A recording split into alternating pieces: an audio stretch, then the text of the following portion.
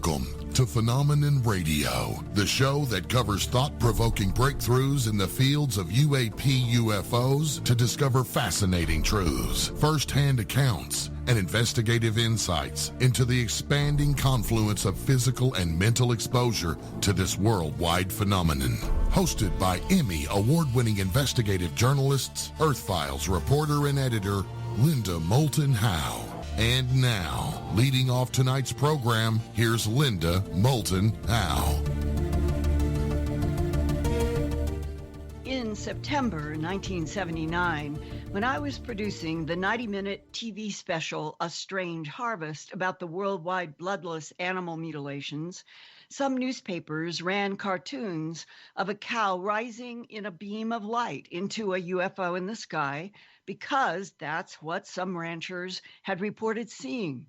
One eyewitness was a certified medical assistant named Timothy Fint. He was out on a farm near Portland, Oregon. He was shocked to see, quote, all of a sudden this light beam came down from the blue base of a round lighted UFO in the sky. It was a kind of milky white light that I could see through.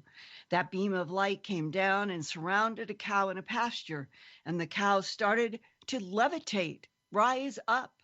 The cow went stiff, and its head popped up, and its eyes were wide open, and its tongue was sticking out, and then it went up in the beam of light into the craft, close quote. Beams of light coming down from glowing UFOs in the sky were also reported in the famous Rendlesham Forest encounter of U.S. Air Force personnel at RAF Bentwaters Woodbridge in December 26 to 28, 1980. The deputy base commander, Charles Halt, told me in a recorded interview that when he had led a team of men into the forest to investigate those strange lights, a white beam from one of the UFOs shot down to the ground only 3 or 4 feet from his shoes. That scared him, and he said, I wondered if that was an act of aggression. Eyewitness descriptions of a beam technology that can lift and lower animals, plants, and humans goes back to at least the 1960s. I received colored drawings from a Porterville, California woman named Linda Porter that included a yellowish-white beam that transported her as a teenager in the 1960s into UFO craft and then back to her home. Linda said about the beams, quote, I have a memory of being aboard a craft in a small round room with a large circular opening in the center. Through the opening, I could see the ground below where there were houses and streets. I was sent down this hole on a shaft of pale yellow light, and the light had particles inside of it that seemed to glisten or reflect light. It was a dense light. There was no sense of falling, no rush of wind, no sound. It was weird, close quote. Linda Porter encountered a tall praying mantis entity working with gray humanoids. She told me that telepathically, she was told that the aliens, quote, can manipulate time. They can take a person out of our time frame and keep him or her as long as they want. Then the aliens can reinsert a human back into our Earth timeline, so the person would not even know they had been gone unless the aliens wanted the abductee to remember. And no human would miss that person because to them, the abductee was never gone, close quote. Tonight on Phenomenon Radio, our guests include Canadian UFO investigator and author Grant Cameron, who was provoked in 1975 to 1976 in Winnipeg, Manitoba, Canada, by his own encounters with UFOs. In one incident, a beam of light emitted by a hovering craft terrified Grant. Eventually, he would find himself interviewing many other people who had dramatic interactions with UFO craft, beams, and a variety of entities ranging from gray humanoids to blonde Nordics to reptilian humanoids to praying mantises and others. Wanting to help abductees, Grant organized a Winnipeg human abduction support group. One of those members is Nancy Tremaine from Fowlerville, Michigan, northwest of Detroit. Nancy is now 68 years old with a vivid memory from age 12 in July 1961 of an encounter with a large UFO that flashed red, green, and white lights and emitted a beam down onto a moving, unmarked police car, which stopped that car in its tracks. Nancy saw this with her best neighborhood friend, Cindy. In addition to the police officer in the unmarked car stopped by the UFO light beam, other witnesses were 2 more police officers in a marked police car, along with some other neighbors. Over the next 50 years of her life, Nancy would be haunted by the fact that her last memory was of the immobilized police car and her jumping up and down excitedly, waving her arms at the UFO. This week, Nancy Tremaine is celebrating the release of a book she has written entitled Symbiosis, now available at Amazon.com, Barnes & Noble, and Instagram. Symbiosis is the interaction between 2 different organisms living in close physical association and usually to the advantage of both. Nancy says the title sums up her relationship with the intelligence in that 1961 UFO that she came to discover has been with her since young childhood. After this short break, we will begin with Grant Cameron's own UFO lights and beam experiences in 75 to 76 that spurred him to investigate the UFO phenomena and to organize the Winnipeg Experiencers Group. And then Nancy Tremaine will let us see through her eyes and mind the large disk and beam that linked her to a non-human intelligence. Thank you, Linda. And you're listening to Phenomenon Radio live on the KGRA digital broadcasting station with Emmy Award-winning investigative journalist and Earth Files reporter and editor Linda Moulton Howe. Tonight's special guests, Grant Cameron and Nancy Tremaine, will join the show right after these messages.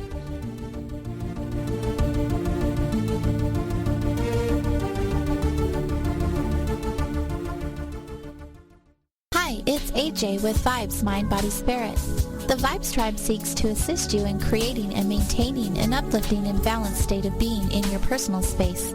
Palo Santo is a mystical tree that grows on the coast of South America. Palo is loved by many for its energetic, cleansing, and healing properties and is also popularized for its heavenly presence in keeping your energy grounded and clear. Burning Palo provides an uplifting scent to raise your vibration and is also beneficial for relieving stress, anxiety, depression, and emotional pain. Palo Santo is also known for relieving symptoms of the common cold, headaches, and asthma. We offer Palo Santo in resin, powder, or by the stick. Go to onlinevibes.com for all of your vibration elevation needs and receive a free stick of Palo Santo with any online purchase over $25. Shop onlinevibes.com, that's onlinevibez.com, and get your vibes on today. Hi, this is Matt Ray for My Pillow. Look, I'd forgotten what a good night's sleep was like. Then I got a hold of My Pillow. I used to wake up with neck and shoulder pain.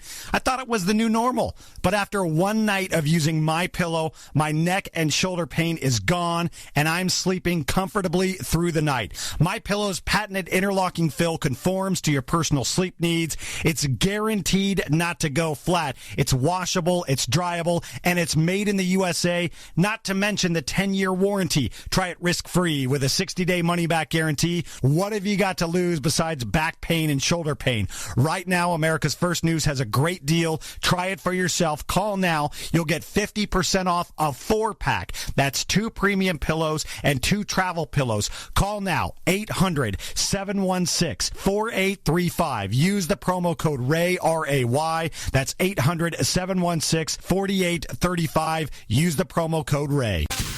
You listen to us, and we listen to you. And so does the CIA. KGRAradio.com.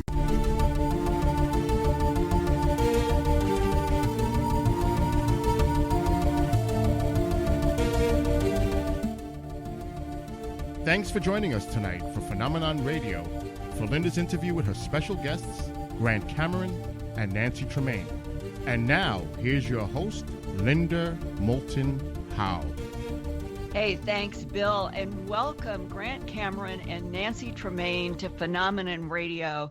Nancy, I am really looking forward to talking with you in the second hour about your amazing experience in your life and your new book. And in this first hour, as we have talked, I thought it was important to talk with Grant, who has been a force in Canada and that Winnipeg area of trying to help support the experiencers who can have such difficult times and sometimes anguish trying to cope and understand with what they are dealing with, and that Grant has had his own experiences with UFOs and even the beam technology that I would like to get into with him in some depth. But since yesterday, on the 11th of October, that there was a live stream that we learned about just the day before of this event called To the Stars, produced by Tom DeLonge of Blink 182. And Grant, you and John Burroughs and I, over the last, going back to the beginning of 2016, we talked on Phenomenon Radio half a dozen times about the fact that John Podesta and Hillary Clinton seemed to be sending signals that if she were elected, that Podesta was going to make sure that there was a break finally in the policy of denial, that the whole world from the United States point of view would hear we're not alone in the universe. And we were talking about that right up until till Trump was elected. Now we are at the sort of almost a year later from the election. And Tom DeLonge, 1 year ago, was in communication with John Podesta. But the group that he put in this live stream yesterday morning was completely different. And it seemed to be more than anything a fundraising event, not trying to break open truth to the world public. And that was my reaction. I'm curious about your reaction at this point, a year later, from all the discussions we had, and how this felt like a strange fundraiser.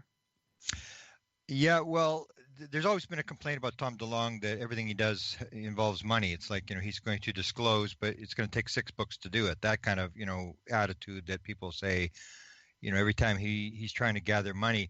You are right that it was basically a fundraiser, and that the witnesses he put on there, some of them were lower level than what he has. The original witnesses he had were the McCaslin, the general from Wright-Patterson, McKay, the general from Space Command, and Robert Weiss, who was head of Lockheed Skunk Works. Now he has this other guy from Lockheed Skunk Works who just left, who I noticed was counterintelligence that is out there. So they're doing this thing where, and I know you had the podcast that sort of pointed out this is kind of dumb, that we're going to gather money and we're going to somehow back engineer the technology or develop the technology when anybody knows they have way past this. And the other thing is that the amount of money that it takes to do any sort of technology, if you look at the black budget, it's billions and billions and billions and billions of dollars. And in the last I saw it, he'd collected like $120,000. I mean, that'll pay like, a couple of people's salary for a year, and then you're out of money.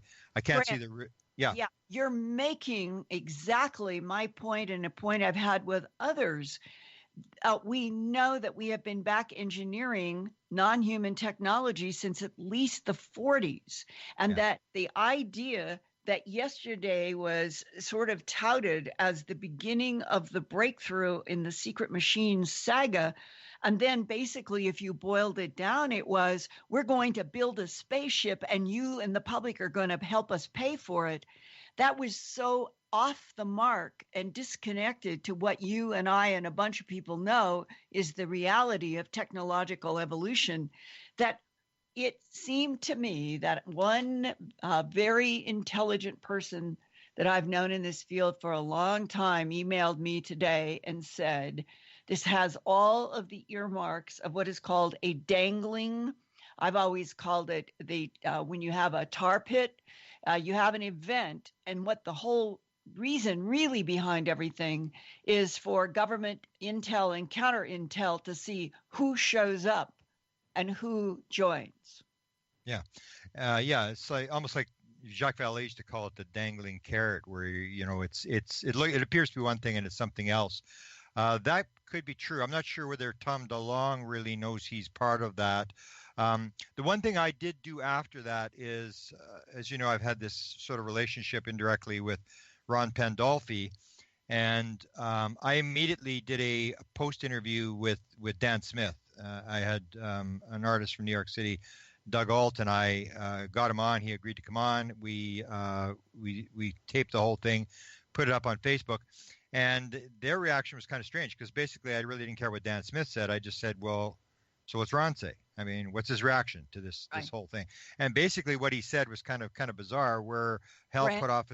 Grant's explained to an audience that everyone might not know that Ron Pandolfi had the title of director of scientific research technology or scientific technology in the CIA?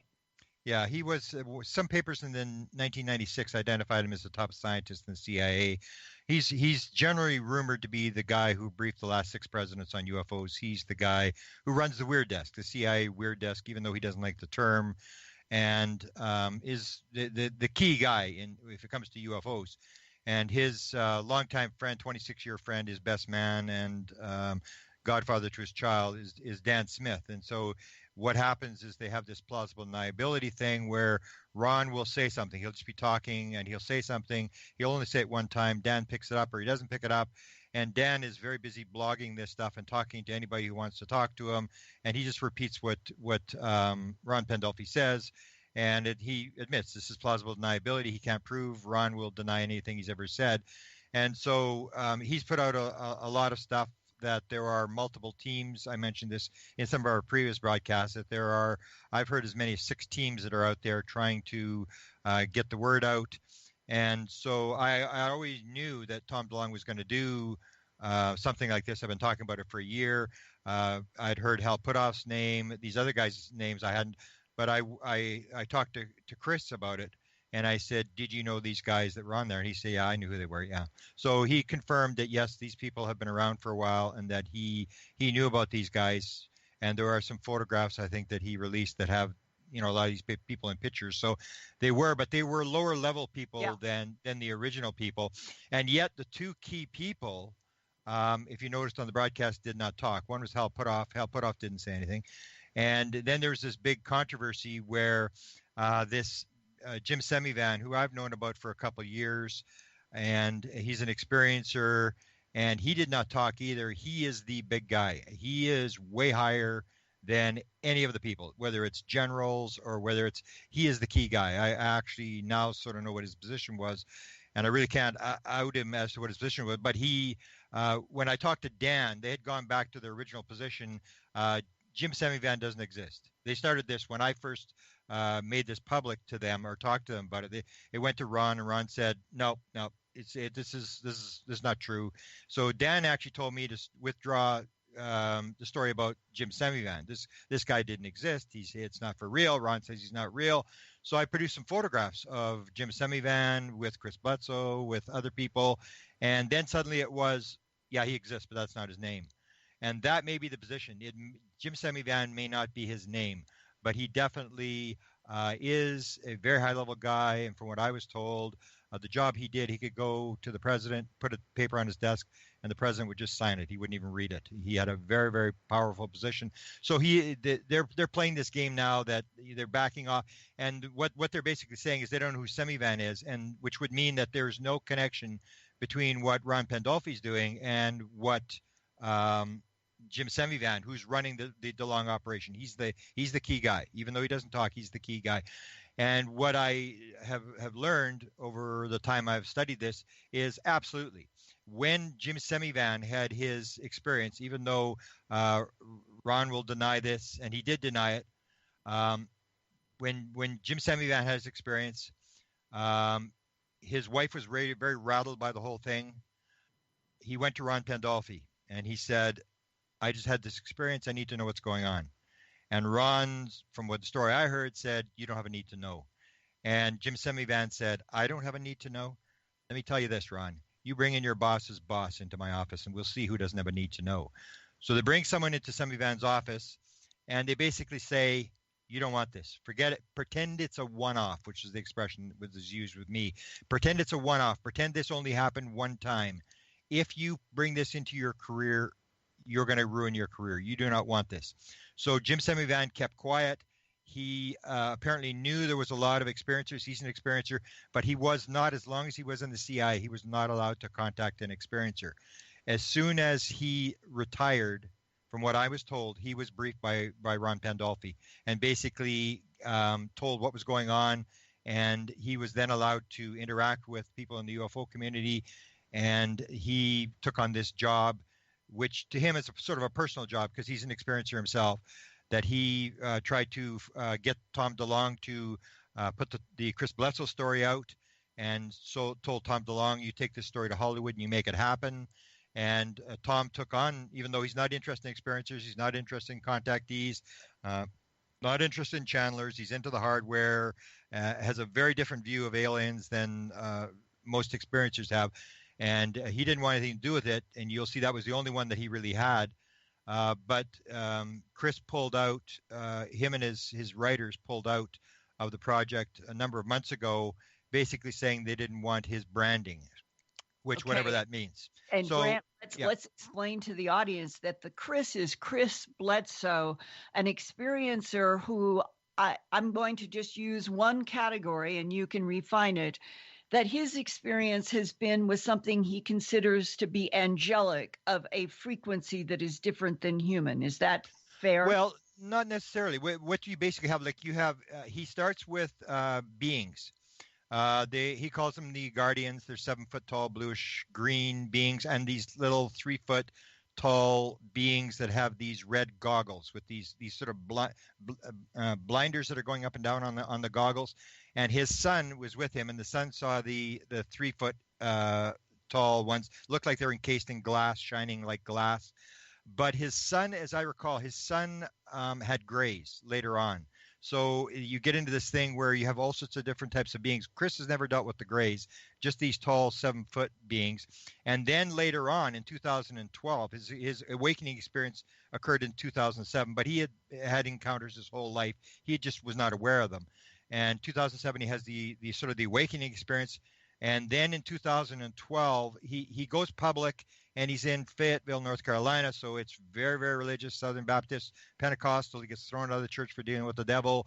He has a lot of people ostracize him. They won't talk to him, and he shuts up. And then in 2012, that's when he has the encounter with the angelic being that he calls the Shining Lady, or I can't remember what the term. Everybody has different terms for this. So she appears and she says to him, Chris, you have a burden and it is yours to carry. And she appears twice, once in around Easter of 2012, then once in October 2012, just before I meet him.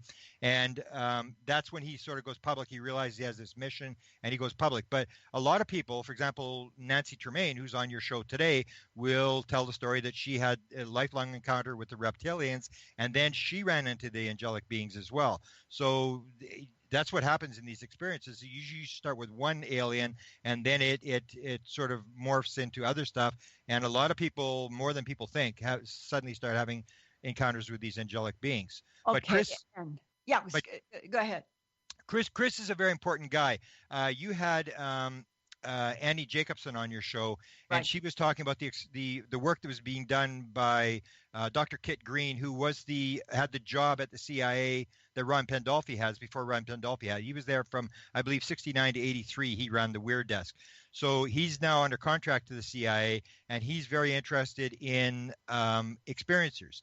And he, with Gary Nolan from Stanford University, are doing these experiments where they're testing the brains, and they're doing the DNA of highly psychic people like Uri Geller, Ingo Swann, and experiencers. And what they determined, that they have this antenna inside the brain. They have this brain pattern, and these people are called antenna. So I asked Chris Bledsoe, I said, did they, because he was in that operation, same as John Burroughs went through, they studied him. So I said to Chris, did they ever refer to you as an antenna? And he said, yes, they did. And this is the idea, that there are people who are highly psychic, they can send and receive. And Chris Bledsoe is one of the highest sender and receivers in the experiencer community. And that's why the CIA is very interested in him. NASA is very interested. And as far as I know, even the president may be interested in him, because he's a very good sender, receiver. He's got all these experiences or opening portals, is able to heal people. And so he's being watched very closely. So that's Chris Bledsoe. But Chris Bledsoe was... Jim Semivan was very interested in Chris Bledsoe. He said that he knew about Chris Bledsoe before he retired, but he was not allowed to talk to him. And he has been to Chris Bledsoe's birthday party. That's the film, the pictures that I sent to Dan Smith to give to Ron Pandolfi to prove that this guy was for real and that he was dealing with experiences. That's when they sort of backed off the story and said, yes, he exists, but that's not his name. And so we don't really know whether that's his name, because his wife's name is different. And but Jim Semivan is the key player, and so is Hal Puthoff, but neither of those guys spoke. And that's one of the questions I asked Dan Smith, because Dan Smith was saying that Ron Pandolfi said that Hal Puthoff is a crook. Now, you've dealt with him. I've dealt with him. He seemed very... What's that? He's not a crook. Well, this is what Ron put out, and I said to him, well, I mean, this guy, we all know. I mean, he set up the core story. He's the guy, and that's one of the things on this whole thing is they're putting out this story. We don't know what's going on. We want to back engineer this craft, and yet you know that Hal Puthoff was part of the team that created the core story. In 1987, he, Jacques Vallée, and Kit Green sat down in a Denny's restaurant, and they came up with what's called the core story. What do we know for sure? We know for sure that we've been visited at least once by some sort of extraterrestrial intelligence or whatever it is, that there's been a crash, and we tried to back engineer it, and we're having some problems back engineering. That's the core story. So that's 1987 already, that Hal Puthoff was in these meetings. So that's the one of the puzzling parts. Is Hal, we all know that Hal knows more than maybe Tom DeLonge doesn't know what's going on. He thinks that he's going to get some sort of technology and he's going to control it. The same as I'd heard the story that he wanted to, he was going to do this project, and he's got the money to do all these TV shows. And they mentioned that on there as well, that they're going to sort of educate people through Hollywood. They're going to do all these various programs. And one of the things that I'd heard that they had associated with the programs was that they were going to have a call-in that you could phone your sighting in, which would basically drain all the sightings away from all the UFO organizations that collect sightings. And Tom DeLonge, say if some Roswell story was phoned in, he would control the Roswell story. And now it looks like he's trying to control the technology. If you can get some sort of technology, he will have access to that, plus the sightings. And Tom DeLonge, whatever it is, he always seems to everything seems to tie into money, which, I mean, he may not have evil intentions, but it doesn't look very good when every time he comes on with something, he's selling something. And what is very interesting, and I quoted this last night in my Earth Files YouTube channel that I'm now doing weekly broadcasts there. And this is that in the paper book version of the first fictional Secret Machines that DeLonge published, the new paper book, paperback version came out in March of 2017. And the foreword is written by Jim Semivan. The name is written there, and there is this very heartfelt paragraph in which he, Semivan, is writing in the foreword of Secret Machines that he and his wife, it sounds like he's saying they both had an experience and that it had changed his life forever and that he didn't understand it. It is a very heartfelt paragraph that you would hear from anybody in the experiencer category.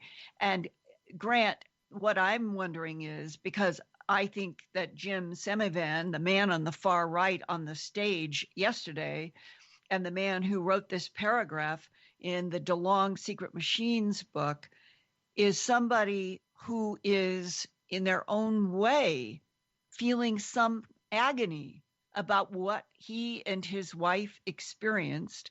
Do you know if Chris Bledsoe knows which type of non-human that the Jim Semivan and his wife interacted with? I'm pretty sure that Chris knows the details of that. Although Chris is not really at this point talking, he's sort of gone off the radar for a while, and he's got his own project he's trying to do. Once that's settled, I think he will be open to describing this. Yes, he's very close friends. Like Jim Semivan went to Chris Bledsoe's birthday party. He lives in Washington. Chris lives in Fayetteville, North Carolina. He went for his birthday party, so they are fairly close. And it's this relationship where with experiencers, like with the Experiencers Anonymous group that I started in Winnipeg, that for a lot of experiencers, Nancy will talk about this tonight. I mean, your family is not happy about this thing. A lot of these experiencers are ostracized by people. And so when they come across another experiencers who know what they've gone through, I mean, this is almost like family when these experiencers get together. If you've ever been to UFO Congress and you see these people in the back room, there's people crying. They come from all around the country, because generally the story is, and Nancy, it's a big part of Nancy's story, is that your family really cuts you off. They do not want any part of this, even though they themselves may have had experiences for whatever reason. So Semivan, and there's another guy that deals with Chris from NASA, a high-level NASA guy who I know. Again, he's an experiencer. He had what he called a hooded figure standing at the end of the bed, and of course I said, could you see the face? And of course, no, I couldn't see the face.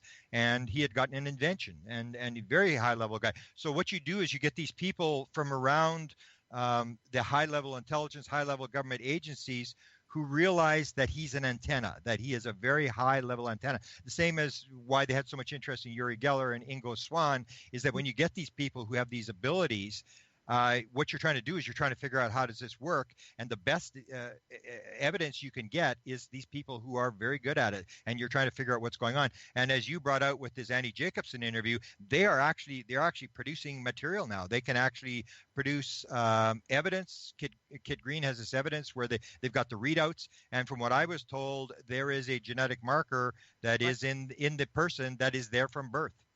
Yes. You're absolutely right. And then this opens up the door question that if Jim Semivan is working with Tom DeLonge and is a good friend of Chris Bledsoe, how do you explain the disconnect between Chris Bledsoe and Tom DeLonge's effort, but that Jim Semivan was sitting on that stage, even if he and Hal Puthoff were so strangely and mysteriously silent? I think the reason that Tom DeLonge has been taken on is that Tom DeLonge offers something they need. Because what I think happened, and I'm just guessing, Barack Obama made a statement to GQ magazine in November of 2015, which basically either declassified the UFO subject or it big time greenlighted this UFO subject. Because that's when John Podesta starts to tweet and said to Lena Dunham, ask Hillary about the aliens. And they started pushing for this thing for people to ask Hillary. And that's when I hear that all these teams were suddenly motivated and they all started going out and putting this stuff out. So they want this thing out there. And whatever Tom DeLonge may want to say, Tom DeLonge was set up. He was asked. They were having Lockheed Skunk Works was having this barbecue thing for the families in the parking lot or whatever it was. And they asked him to come and to introduce the president. And so he went in and he said, okay, I want to speak to the guy for 5 minutes if I do this. And they brought him in. Now, he thinks it's because, he was just a rock star or whatever. But to me, that was all a setup. They dragged him in because he's got this huge audience. They want this story out, no matter what people may want to think. They just want it out in sort of a muddy water way where people can't really figure out what's going on. But he's got this huge audience. When he tweets, he gets thousands of retweets. He's a very powerful guy, and he's talking to this audience of young people, and they need this thing. So when he was open to UFOs, when he was interested in UFOs, and he has this huge audience, that's what you want to do. The same as when you got 6 shows this year on portals coming out of Hollywood. So that is a major way that they get the story out, is that what you're trying to do is you're trying to direct the story. You're just nudging it in the direction you want it to go. And that's what they did with Tom DeLonge, is they need him, not because they believe what he's saying, because basically you have the opposite. Tom DeLonge believes in evil aliens. And then you have Stephen Greer, who's also was reporting to Ron Pandolfi, who Ron was somehow feeding him stuff. And he doesn't believe in any evil aliens. So I would say that the government doesn't have a position one way or the other as to who the intelligence is. They if Stephen Greer can get the message out, they'll use Stephen Greer. If Tom DeLonge wants to put the message out, and if you and I want have an audience where we can get the message out, they will use us, because for some reason after Barack Obama made that statement, there is some sort of change where they want this out in the worst way, and they have timetables, and this thing is unraveling. And it's not that they're experimenting, from what I've heard. It's that they have timetables, and this thing is coming out. Right. Well, Grant, yesterday, because I work with people who monitor the numbers on audiences and what's going on in Facebook and tweets and so forth, there was a problem. Facebook was out of commission across most of the United States yesterday when the DeLonge thing came on, and people were changing over to Periscope on tweets and other things. The first audience was only about 1,500. It was very low numbers.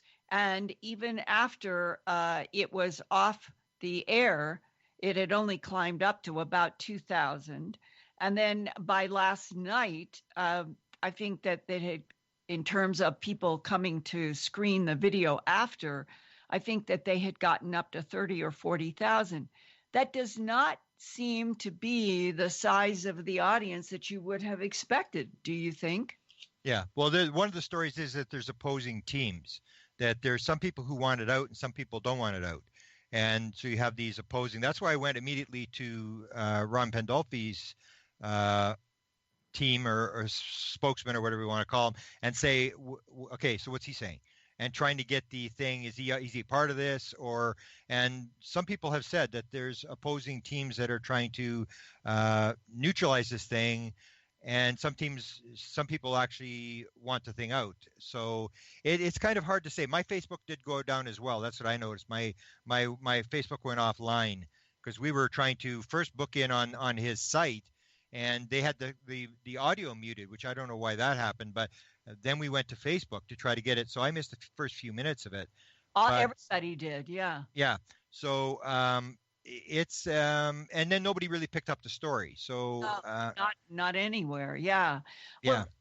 Well, we'll see. This is like one of those chapter 1s, and we'll see what happens for chapter 2. I know in my own work that I have never in my professional life had so many people in the whistleblower category that are coming with real stories that they can back up with, I'm going to just say documents or certificates or photos. And that it feels to me that something is much bigger in pressure to open this up than ever before. And I hope that it does go the honest direction.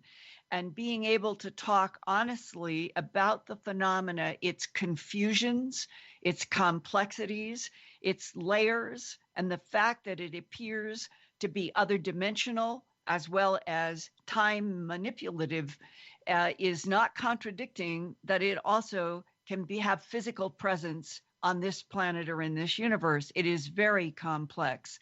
And to that end, I wondered if you would take us back to that event, maybe the first one in 75 or the one in 76, where you were with young people and there was the beam. Either one, I think it's important to share with the audience that you are both an author and an investigator, but you've had your own interaction with the phenomena. Yeah. Yeah, the beam technology is, I think it's pretty common. I mean, Whitley was, Travis Walton was abducted the same year I had my experience, 1975. And of course, he encountered the beam. And 75, the first one we had wasn't really to me, it looks like a thing where they move people down or move people up from the ship where they're transporting people without landing. The first one we had in 75 was a very bizarre one where a bunch of kids are sitting at a dock, and this object is there, and it shoots this beam down into the water in front of them, and this object starts to appear under the water, and it's a white object. The one in the sky is sort of a red plasma object.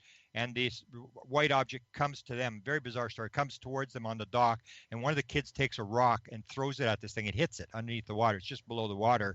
And the thing breaks into 5 pieces, and these 5 pieces sort of zigzag as they go back to where the beam is, and they all reassemble at the beam, and then the beam goes back up and the object is gone.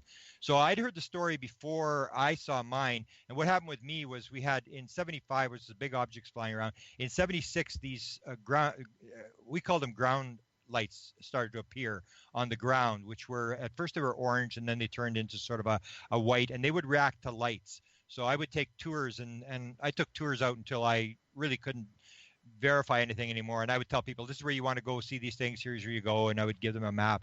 But we had these things on the ground, and this is the one where I was within about 50, 75 feet of one of these things. So I know it was an actual phenomenon. This is not, something we were seeing in the distance. And what happened is I was with some kids. I would take these kids out who were doing science fair projects, and they would bring their friends, and then somebody else would bring their friends. And these kids were maybe 14, 15 years old, and we were driving, and this is the night we saw the triangles. There was actually triangles, 1976, and one kid in the front was taking notes, and these kids were in the back. We saw a couple of the big ones, and then suddenly I realized there was one of these, what we called ground lights, which the Canadian government, the guy who did the medal analysis for the Canadian government in the UFO program in the 1950s. When I mentioned to him, because he lived in the area, I said to him, he said, "Oh, you mean monitors?" And I go, "Hey, oh, okay, monitors." I'd never heard the term before, but he said, "Oh, yeah, we had those back in 1950s in Ottawa." And so we had these things on the ground, and we came across this one site where I'd never seen them before. And so I took the one kid out of the back seat of the car, and I said to him, "Watch this." And I would take the flashlight 3 times and flash it, and the thing would flash back 3 times. And then I'd go from side to side, and the thing would go back and forth like a leaf, side to side.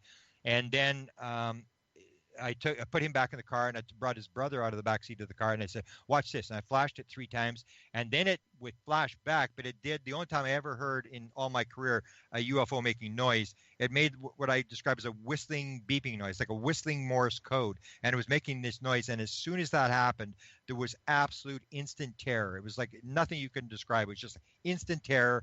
And I said, "Oh my goodness, there's nothing in this," because I'd seen it 50 feet away. I knew it was a small object. And I said, "Man, there's nothing in this." And I'm thinking I must have got it upset. And the big craft's going to come down. And I looked up on the American border, because we're just north of the American border. I looked up on the American border, and here's this huge arc welding light on the American border in behind these objects on the ground. And I said to the boy, I said, "Let's go back to the car." Got back in the car, and I didn't know what to do. I was just absolutely petrified. And it was the kids that later told me, I didn't actually see the beam, but this object came, and all I was saying is like, don't come to the car, because I was figuring that we're going to get abducted. And this light started to move along the border. It was moving east along the border, and it came over top of the 2 lights. These ground lights were on the ground, and that's when one of the kids said this blue beam came down from the object, the big object in the sky, down to the objects on the ground. Then the beam went out, and then it made this turn. It went, and I'm saying, don't turn, and it started to turn, and it turned right down the road, and it started coming down the road very, very low to the ground. And that was by far the most terrifying experience of my life. And it came right to the car. It was a giant triangle. It was either a giant triangle or it was a very low object, because I had a set of binoculars. And I remember I really didn't know what to do. I was so scared. I said to the kids in the back seat, they were jumping around. They thought it was a great time. And they were all excited, and as it was coming towards us, and I said, "Somebody give me my binoculars." And I remember holding the binoculars against the glass on the inside of the car, because my hands were shaking so bad I couldn't hold the binoculars still. I put it against the inside of the glass, and I looked straight up at this object, and it was the entire field of vision in the binoculars. It was either that that big or that close, had these big lights that I sort of thought maybe were 5-10 feet across on the corners. There was two red lights, and the third one on the other side was a green light with the green light in the back. And this object seemed to be tilted with its nose up. And I don't know how I really knew that, but I just sort of sensed that it was tilted with its nose up, and it was right above the car, very, very close, or very, very big. And then it made a shift. And I had a pilot that described this, and you'll hear people describe this, where it's like the event is taking place, and all of a sudden it's like they cut the film, and then they put the film back together, and there's this jerk. There was just the slightest jerk in this object, and instantly the fear went away. As soon as that little jerk took place, the fear went away, and the thing started to move over towards a microwave tower that was at a town north of us. And the kids were all still excited. We were watching this triangle fly away. And that's when the Royal Canadian Mounted Police came up to me. They came up with their car behind us because we were in the middle of this road in the middle of nowhere. And that's when the guy I said, watch, I'm going to get this guy. And I rolled down the window, and this federal police officer sticks his flashlight, and he said, so what's going on here? Because we had the lights off and the car was off, whatever, in this dirt road. And I said, see that object over there? And you can still clearly see this triangle that's flying away. And he said, yeah, I see that object. And I said, well, come, we're looking at this light at the end of the road. And he said, what light? So I said, well, turn off your lights and I'll show you. So he turns off all the flashing lights and the high beams and all this sort of stuff. And we go to the road, and that's when there's nothing there. It's completely black. And then I take the flashlight and I put it up and down, and this light appears, and it goes up into the sky, comes back down, and he looks, and I go side to side, and it flies back and forth like a leaf. And then I guess he sort of figured out triangle in the sky, light on the ground, this guy's here. And he said, it's probably just a couple of guys down at the end of the road having a beer. And I said, well, we've been following this thing for about 6 miles. And then he turned around and he started to walk fast, and then he started to run. And I said to the kids, this is after a federal police officer. I said, get his license plate number. He jumps in the car, and these kids are chasing this federal police officer down the road with their flashlight to get his license plate number. And I did figure out where he was from, but we really didn't. I figured I didn't want to end his career, so I didn't really go and interview the guy. But that's the triangle, the beam thing I had. But it appears all over the time. And it, like at the Rendlesham Forest, there was the beam that supposedly went down into the nuclear weapon storage area. And even the latest story I'm working on this big story that I think is the biggest story I've ever come up against. And that's this whole story about Shasta, about the Zendra stories at Shasta, 2014, 2015, 1994, 2005. There's all these Zendra stories there. And in 2015, the reports where they found this Zendra, where they found this alien in the bush, involved this beam of light, this channel of light. And it's almost like, so if you're Travis Walton, they're taking you up through the beam into the craft or an animal, or if you're taking beings coming down, because that's what happened in Shasta in 2015. There was 9 witnesses who saw this 9-foot-tall Antarctic being in the bush, and that's the way they found it. There was this beam came from the sky and shot down into the forest, and they went into the forest looking for this thing and found this being in the forest that 9 people witnessed. So it's pretty common. And I just see it as almost like Star Trek, that you're getting beamed up or beamed down. Yeah, and the beam is one of those technologies that has been a common denominator described by people in the experiencer syndrome since at least the 60s. And it was very interesting to hear your description firsthand, and especially, Grant, you're using the words that I have heard other people use over the last 30 years. It was as if there was a cut in the film. Yeah. And that the human mind complex, looking at, in this case, you were looking through binoculars up into something you thought might be triangular. Can you go in a little bit deeper into the possibility that the entire event was projected as a hologram, like a test from something else? Oh, absolutely. That's what you never know with any of these things, because consciousness is the ground of being. So it's all consciousness. We sort of think that there's some sort of physical event happening. This all could have been, it's the old screen image thing where it appears as a deer or a UFO or an owl, or you really don't know really what you're looking at. I said that if I had ever been abducted, that was the time I was abducted, because it was so strange how the fear, it was the most fearful moment of my life. But when that jerk took place, the fear was absolutely gone. There was no fear whatsoever. And so you get into this idea of what actually happened. Was I abducted? Was there a time lapse? You really don't know what happened. The same as Travis Walton. Travis Walton is hit with the beam, and then you think, well, these guys said they saw a beam and it knocked them over, and yet when you look at these other people, and I've asked Travis, okay, what about these other guys, Travis? Have they had experiences? Oh yeah, and he tells one story of one of the guys. It was so bizarre, even Travis wouldn't believe it. So then you're starting to question, did that actually happen to Did they actually get knocked back, or was this just a beam that took them all up? Maybe they all were abducted, and they think that they saw Travis getting hit. So that's the whole thing with these UFO stories, is that when you come right down to it, you really don't know what's going on. Like the 2015 Shasta experience, where the beam comes down into the forest. When they go in, the 2014 event that had 10 witnesses, it's a solid being. They say it's an absolute solid being. He's wearing a hood. It's the same being. He's got this long silver hair. But in the 2015 event, and I talked to a number of the witnesses for both of 2014, 2015 event, in the 2015, they all absolutely say, absolutely was a hologram. You could see through him. He was there. You could see through him. You could see the trees behind him. And so this is the whole thing is, and that's why, and I asked, this is one of the reasons I like Nancy's story so much, is what I said to Nancy is I said, did you ever ask him whether he's an alien? And I've asked lots of people this. And so the question is, and Chris Bledsoe talks about this, you have a ball of light and the alien comes out of the ball of light. So is it a ball of light or is it an alien? And if it's a ball of light, does it eat bacon, eggs, toast, and coffee in the morning? The whole question comes down. That's what Jim Semivan said. When I had my experience, my entire view of reality was shattered. And he has the whole thing about the physical universe. He said, the idea that you can measure this is laughable. How do you define something where there does not appear to be any there? It comes down, and Jim Semivan says it deals with consciousness. It deals with multidimensionality. John Alexander says it deals with consciousness. Everybody's going to that whole thing is, what are we actually seeing? Are we actually seeing what we think we're seeing? And that these beings can actually manipulate the whole thing to make you think you went through this experience, and nothing that you think happened actually happened. It was a completely different experience. Well, how is it possible?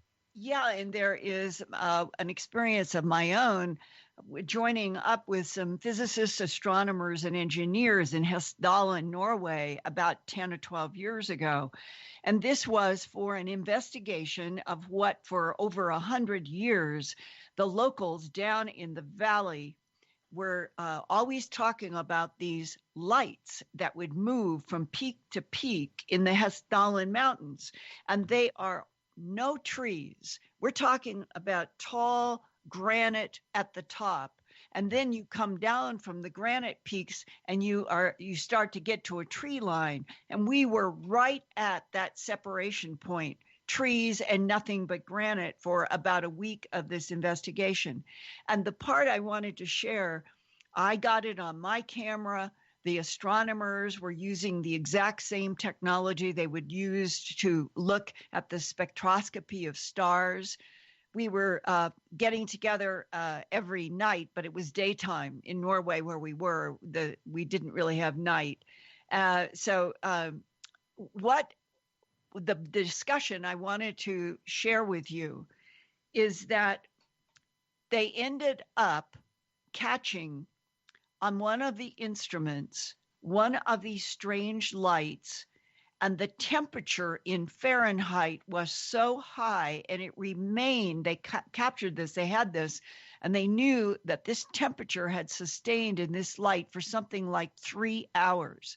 When we went back to talk about everything that we had seen and heard, one of the astronomers said that if we had the ability to sustain a temperature with a ball of light that was only 3 inches in diameter, we would revolutionize Earth with an energy source that was incomprehensible to them. And then he said this, I am personally convinced that what we are studying and seeing in the mountains above Hessdalen are programmed plasmas of unknown origin. This was an exact quote. And then when I said, you mean programmed with zeros and ones, like a binary code or a code in a computer, he said, exactly. Plasma is throughout this universe. Plasma is the most common ingredient along with hydrogen. If you are advanced and you would know a technique that you could take plasma and make it a controlled, like a computer of plasma with zeros and ones, it could be placed anywhere in this universe to download and upload information. Yeah. And that might be what you guys were experiencing in Canada that you called the ground lights. Yeah. And what the Canadians called the monitors. Their idea was that these things are, instead of putting the big crafts on the ground, you drop these little tiny things on the ground and they monitor what's going on. So that's where and I just sort of played along like I knew he was talking about it. I had no idea that, and he said, oh, these are very common. And the other thing is this energy thing, which you mentioned, this thing about the vast amounts of energy. That's the main thing that Hal Puthoff worked on, was the 0-point energy idea, that you could take like a cubic centimeter of space and, power the earth and this kind of stuff, that there's so much energy in what we think is absolute zero, or like space where there's nothing in there.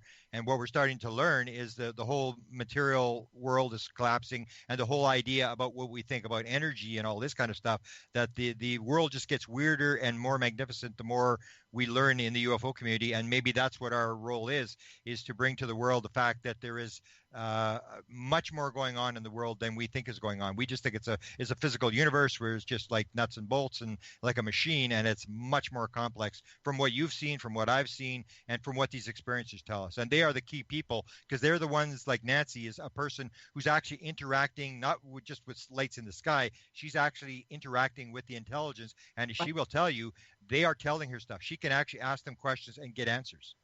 And that is important. We're going to take a break here in a moment and come back with Nancy Tremaine and her amazing story that is going to begin in an intersection where there are 3 police officers, and Nancy and her friend Cindy and some other neighbors all watching this astonishing, huge, round disc in the sky and a beam that can stop a police car.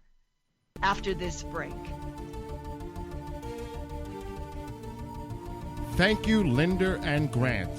This 50-minute uninterrupted segment of Phenomenon Radio is brought to you by OnlineVibes.com, your personal connection to mind, body, spirit, committed to connecting you with the healing modalities that can manifest a true and healthy change in your life.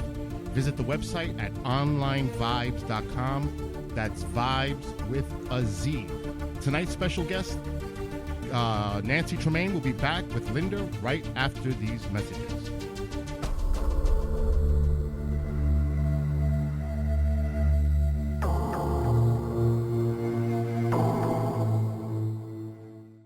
Hi, it's AJ with Vibes, Mind, Body, Spirit.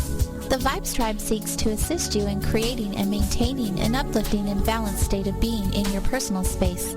Palo Santo is a mystical tree that grows on the coast of South America. Palo is loved by many for its energetic, cleansing, and healing properties, and is also popularized for its heavenly presence in keeping your energy grounded and clear. Burning Palo provides an uplifting scent to raise your vibration and is also beneficial for relieving stress, anxiety, depression, and emotional pain. Palo Santo is also known for relieving symptoms of the common cold, headaches, and asthma. We offer Palo Santo in resin, powder, or by the stick. Go to OnlineVibes.com for all of your vibration elevation needs and receive a free stick of Palo Santo with any online purchase over $25. Shop OnlineVibes.com, that's OnlineVibez.com, and get your vibes on today. Our world is a world of mysteries. Strange disappearances, unusual happenings, mysterious phenomena.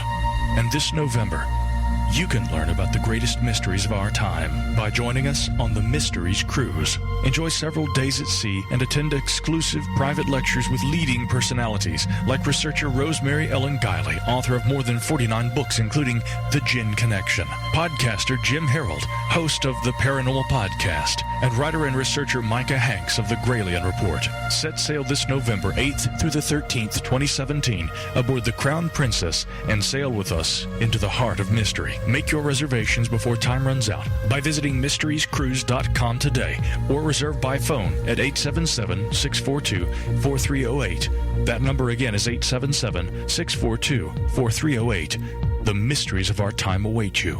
Visit mysteriescruise.com. Your official contact for the best alternative talk on the planet. KGRAradio.com.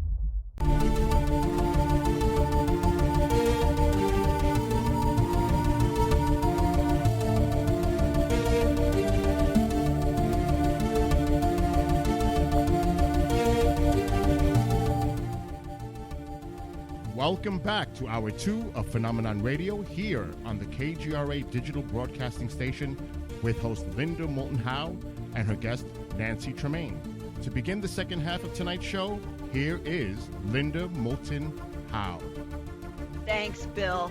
And Nancy, I want to welcome you. And in this first segment, what I'm going to do is a brief science update, because part of what we're trying to do on Phenomenon is to keep up with all of the scientific investigations of mysteries on this planet. And one of them is so interesting is our entire Antarctic area seems to have one of the most intense investigations by scientists at so many different levels. And now scientists are reporting from the Weddell Sea between the Antarctic Peninsula and Coats Land of East Antarctica, that where there is the clearest water of any sea on the Earth. That water is compared to the clarity of distilled water, and the reason why it is so clear is not exactly certain. But sailors in the 1940s to 1950s described sailing on the Weddell Sea as very treacherous because it could suddenly flash freeze, trapping ships in ice that they could not get out of. Other strange tales from that very clear water are sailor eyewitness accounts of seeing green-haired mermen with ugly faces that do not have human legs, but from the waist down look like the body of a fish, a mermaid, but a merman. Now we can add another mystery to the legends of the Weddell Sea. Right now in Antarctica's winter, all of that sea should be one thick layer of ice. But recently on September 9th, 2017, atmospheric physicist Kent Moore of the University of Toronto told reporters that in new satellite images, quote, "It looks like you just punched a hole in the ice the size of the state of Maine, and no one knows why or how." The Weddell Sea ice had a couple of holes previously about 40-some years ago in the 1970s, but there has been nothing like this huge new 2017 hole the size of Maine. Professor Moore says it is a true mystery because it opened up hundreds of kilometers from the ice edge right out to the very center of the Weddell Sea. Professor Moore added, "If we didn't have a satellite, we would not know that this huge hole was there." Next up, he is going to analyze satellite and deep sea robot observations, hoping to find a clue about whether the huge mysterious hole is related maybe to global warming or another changing process, as some Antarctic ice is now melting at unprecedented rates. This is Linda Moulton Howe. Please stay tuned to Earth Files news updates on KGRA Radio and visit every day my science, environment, and real X-Files news website, earthfiles.com, for more on breaking stories about our universe, this solar system, and the planet we live on. Thank you, Linda, for that update. To find the latest on the Phenomenon Radio Show, log on to the website phenomenonradio.com. For the latest in science, the environment, and real X-Files, visit the award-winning website earthfiles.com. We'll be right back for the final segment of tonight's program on the best choice for alternative talk radio on the planet, KGRA Radio.com.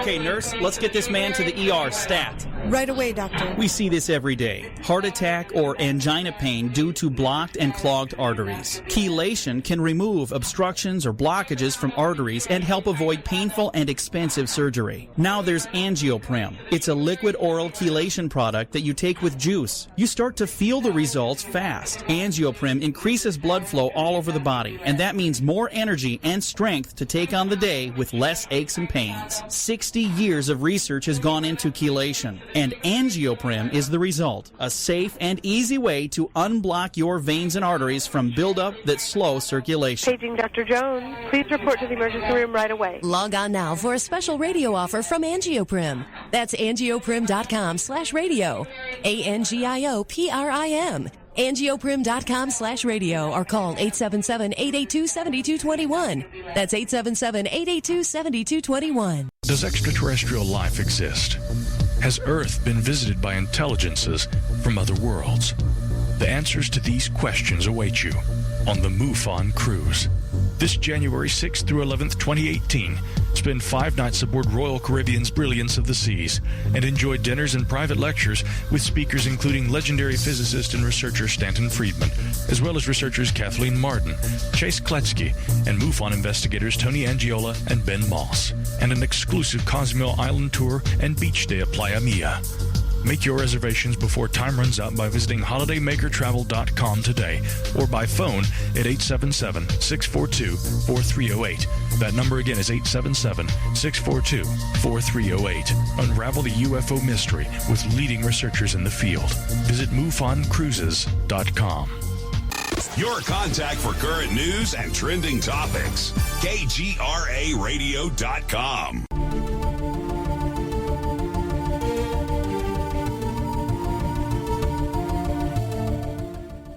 Nancy. Welcome back. Hold one second, Linda. I'm just going to reintroduce you. Welcome back to the final segment of Phenomenon Radio with tonight's special guest, Nancy Tremaine. And here's Linda Moulton Howe. Thank you, Bill and Nancy Tremaine. I am so delighted to welcome you to Phenomenon Radio. It is one of those moments where the general audience is going to have a chance now to see through your mind's eye of what was happening when you were 12 years old that basically haunted you for the rest of your life.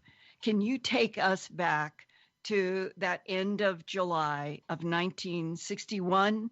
It's around 6 o'clock in the evening, if I recall from your manuscript. Start, yes. Tell us exactly what happened. All right. I've got it narrowed down to a 3-day period in July of 1961. It was either the 26th, 27th, or the 28th. And Cindy and I were 12 years old at the time, and we had met when we were 9. And Novi back then was still a village. All the roads were dirt roads, and this was country. We're talking country. And houses were just being built, so subdivisions were just starting to go up. And we were 12 years old at the time, and my father had just gotten home from work, so it was 5 minutes after 6. And my mother was 2 miles away at work, and she would be home at 10 minutes after 9. And it was summer vacation, and it was a beautiful, sunny day, and my father had allowed me to go to Cindy's house. He could actually watch me, because there was a direct view from my front door to hers, so he was able to watch me walk to her house. And I was never allowed out past dusk. And with a bedtime of 9 o'clock, I knew that 7:30, dusk or no dusk, I had to be home. We were playing inside the house when her father yelled for us to come outside, and we could tell that he meant now. So we both headed for the door. We walked outside, and I always say this, at that moment, it was like the part in the movie The Wizard of Oz where it went from black and white to color, because our reality was forever changed. Right in front of us, hovering above a tree between our homes, was a large, shimmering silver ship. It was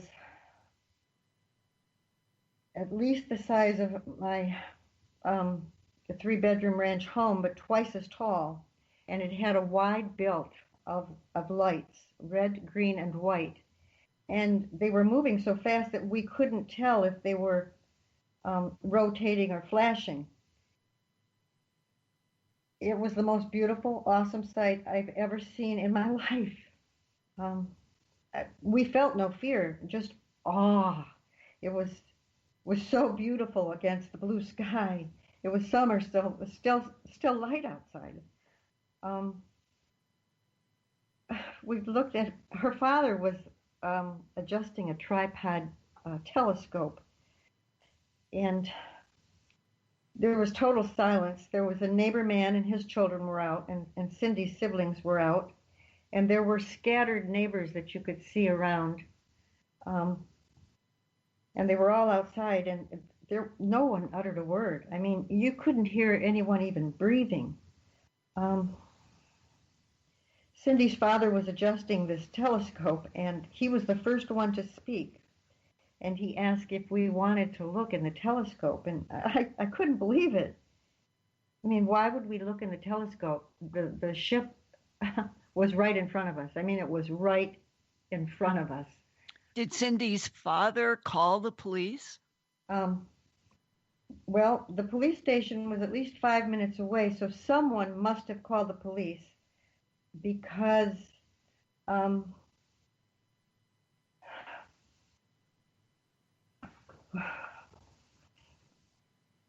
I remember thinking and staring at the ship, and I was saying to it, "Don't leave, don't leave, don't go anywhere, because everybody has to see it. Yes, everybody has to see this."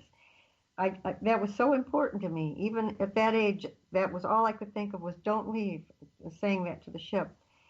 And someone must have called the police because they pulled up down the dirt road without the lights on. They came up very quietly, and they parked right in front of where we were all standing. Now, that was the marked car parked in front of you, right? Correct. It's the unmarked car that starts coming, and what happened? The officers exited the car, and they joined us. And they didn't say a word.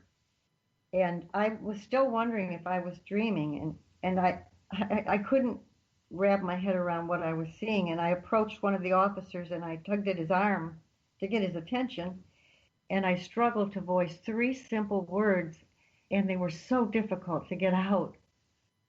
Is this real? Yeah. I had to make sure that we were all seeing the same thing, and I remember his face, and it was the first time that I'd ever seen fear in a man's face. And this is one of the 2 officers that came out of the marked car and parked in front of you all standing out there. But there is this third unmarked car. Now we are watching as the car is coming down Meadowbrook Road. Now my house is on Meadowbrook Road, and it is driving in the direction of the ship. And we are all wondering, though we're not saying anything, we're wondering, what in the hell is this person or people thinking? Why are they driving when they can see the ship and they're driving towards it? But the car keeps coming, and it is almost underneath and to the left of the ship. And now we see a beam of light emitted, a white light emitted from the bottom of the ship. And it's very slow. It is slowly working its way down to the car. And I'm holding my breath. We all are. What will happen? The light has now reached the hood of the car. And when it does, the car is stopped dead at its tracks. And we realize that it has immobilized the car. And at this point, I started jumping up and down, almost doing like jumping jacks, and I'm yelling, "Over here, over here." And Cindy's grabbing me and she's saying, "Stop, stop." And the ship started to tilt on its side and it spoke. This was the ship speaking. And it said, "We see you." And I went into a state of hysteria. And again, I grabbed the police officer's arm and I said, "Do something. Do something." He was a police officer and I expected him to keep us safe. At that moment, it was emotional overload, and that was it. I experienced missing time. The next thing I know, I'm at home with my father, and we're on the kitchen floor. He's on his knees, and he's hugging me, and he's telling me that I'm home and I'm okay. And I look at the clock on the stove, and it says 10 minutes to 9. And I remember calling my mother at work. I said, "Can I call Mom? Can I call Mom?" And as soon as I called her, I was telling her about this, and she said, "Honey, so many customers had come in and told me about it. I'll be home in a few minutes." Well, I knew she'd be home at 10 after 9, but it seemed like forever for me to have to wait for that. I was silenced that night. I mean, I was silenced that night. Your dad told you not to talk about it? Absolutely. And do I understand, if the event where you saw, your last memory is seeing that beam come down onto the unmarked police car that was moving and the police car stopped, was 6 o'clock, approximately 6 p.m., the moment approximately that would have happened, and that you then had 3 hours of missing time? No, I would say we were inside playing. I remember she'd gotten a new doll, actually, and I believe it was around 6:30. I don't think I'd been there very long, and so you might have been abducted or into the ship for a half hour, not 3 hours. It was an hour and a half to 2 hours through research and through speaking with. I've done six years of research, and I never spoke about this for 50 years, not to anyone. I did draw a picture of the ship every year, and I would discard it. I did show it to my daughter over the years, but she became disinterested. I tried to get Cindy a few times to speak about it over the years, but she absolutely refused. The subject was not to be mentioned. And so from 61 going forward, 50 years to 2011 and 2012, you had the memory up to the beam, and then later on at some point, but you knew that you had lost time, and that is what provoked you. Bothered me. What always bothered me is that I wondered why it was dark when I got home, getting dark. What had happened? Where was I? And why I had this burning sensation that would come to my nose every year or so. And I knew it was attached to the memories. I knew it was. And I would go to therapist after therapist, and I would say I wanted to be hypnotized. That was the word they used back then. And no one ever would, because they didn't believe in hypnotism.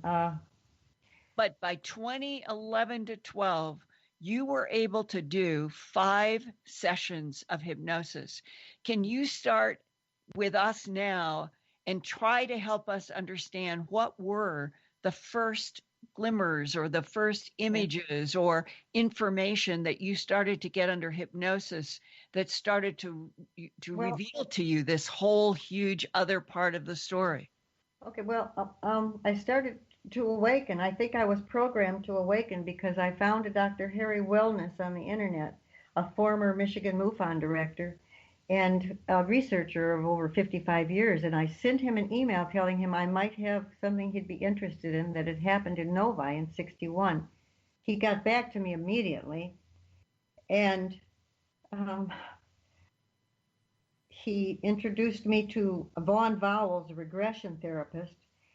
So in the month of September of 2011, I had met Dr. Wellness, I had met my regression therapist, and on 9/29/11 I had my first regression, and I will now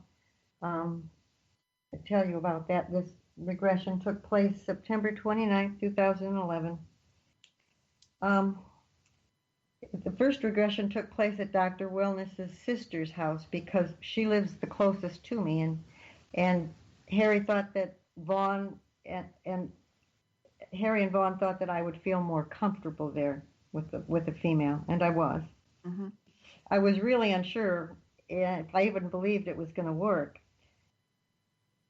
Vaughn had soothing music playing very low in the background, and I laid on the couch because that's what I'd seen on TV when people got hypnotized. So I had my shoes off and was laying on the couch. I don't remember much of the hour that I was under, and it wasn't recorded, but I do vividly remember that I felt paralyzed. I was frozen, and I fought to move my arms and my legs, and I was so angry. Then somehow I went from this paralyzed feeling into this euphoric feeling of I was now on my back, and my body was waving and rumbling to the low hum of the ship. And I kept repeating those words. My body is waving and rumbling to the low hum of the ship. It was pure ecstasy. And I knew I was being taken up into the ship. And I was a willing participant at that point. And I was saying, it's real. This is really, really real. And what was the I'm going to say transformation from, you were on that street and we saw that beam, and then you're experiencing what sounds like that you are in the technology of the beam, and that it is causing some kind of, we'll call it frequency vibration in your body. And when you came out of that, what was around you? Can you paint a picture for what was around you when you came up out of that rumbling frequency? Well, not until another regression. Vaughn brought me out of that first regression. At that point, he brought me out, and I was actually trying to fight him because I loved being in that feeling, and I wanted to go up into the ship. But I think he was still on my fighting to move my arms and legs, so he felt he had to get me out of it at that point. Mm-hmm. So I'll jump now to the second regression, which was done October 13th, 2011. And I have to let the audience know that during the regressions, adult Nancy is not always answering. The little girl, the 12-year-old Nancy, is present as well.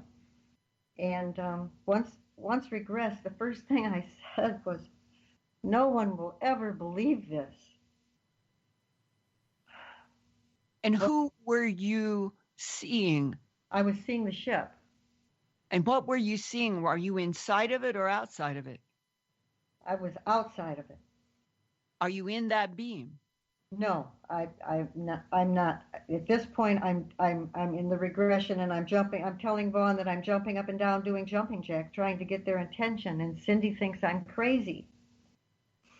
And what telepathically comes into your mind's eye when you start jumping up and down, saying, "Look at me, look at me"? Well, my tone changed. I said, "I'm scared now. It's going to get me. I want to hide, but there isn't anywhere to hide. They're going to get me. And I can run fast. I'm hauling ass. I don't want to go alone. Take Cindy too." And I'm panting and I'm out of breath. I'm running. I want my dad. I want Cindy. Then after a long pause, a monotone voice says, "They got me." Vaughn asked me, "What do they want?" And I tell them that they want to see inside of me. They want to learn. And then they insert a long, thin needle into my navel, and I am in pain, and I'm crying. Vaughn says, "Is the procedure done with malice?" And I said, "No. They're just doing their job." And today, looking back from you now, what do you think the needle into your 12-year-old stomach was about? Now I come to understand that they had probably removed eggs, I guess. They just told me they wanted to look inside because at 12 years old, that was all I would be able to understand.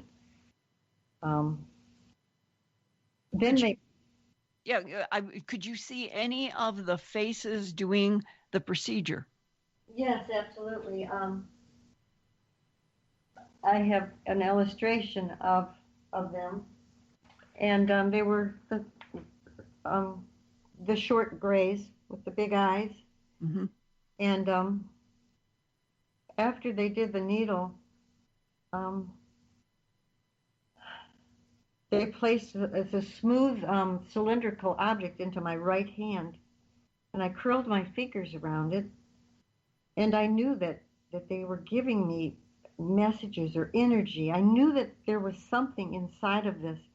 And now when I look at one of the illustrations that I had drawn of them appearing to look at a monitor on the wall as they're putting this cylindrical object in my hand, they tell me, take this baton and run with it.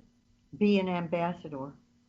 Now, much of that information from that rod lay dormant inside of me for 50 years. And so you have something that is indicating from you that not only are they doing the needle, but they are trying to tie you into, let's say, a big arc of time, that your story eventually would be like an ambassador relationship between them and the Earth. And after this next break, Nancy, let's come back, pick it up from there, and get into regression number 3. I've still got more 2 to go. Okay. Okay. Thank you. And thank you, Linda and Nancy. And we'll be right back for the final segment of tonight's program on the best choice for alternative talk radio on the planet, KGRA.com.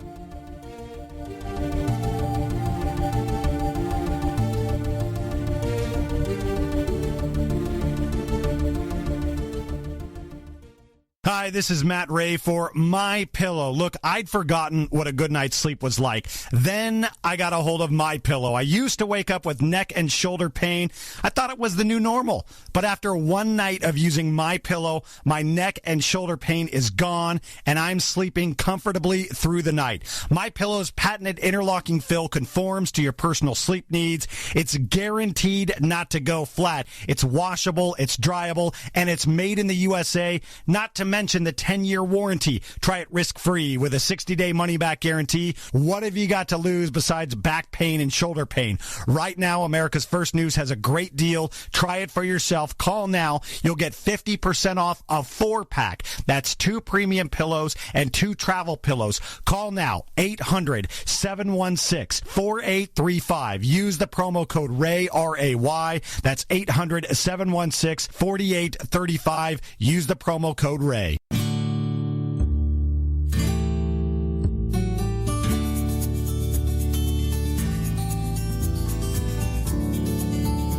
For the thousands of wounded warriors returning from battle, Wounded Warrior Project has developed the Warriors to Work program, a career counseling service that helps wounded warriors translate their military experience to a civilian job. These extraordinary men and women bring more than just teamwork and inspiration to the workplace. They bring proven world-class job skills. And to ensure proper placement, Wounded Warrior Project works with employers to find just the right job fit. Talented, skilled, and eager to get back to work, you have the opportunity to hire a seasoned veteran. Contact Wounded Warrior Project at findwwp.org. Welcome home the brave. So, you love talk radio? Then you'll love TalkStreamLive.com. TalkStream Live is always on, 24/7 with the best streaming talk shows. Find your favorite talkers and discover some new ones. It's free, readily available online or on mobile with any smartphone or tablet. Finding your favorite talk shows all in one place has gotten a whole lot easier. Just go to TalkStreamLive.com. Be sure to download the free apps from Google Play or the iTunes App Store. Mainstream media's most wanted. KGRARadio.com. Welcome back to the final segment of Phenomenon Radio with tonight's special guest, Nancy Tremaine. And now, here's Linda Moulton Howe. Hey, thanks, Bill. And Nancy, let's pick it up right where we left off before the break. They've given you a cylinder, and they are saying in telepathy to you that they want you to be an ambassador.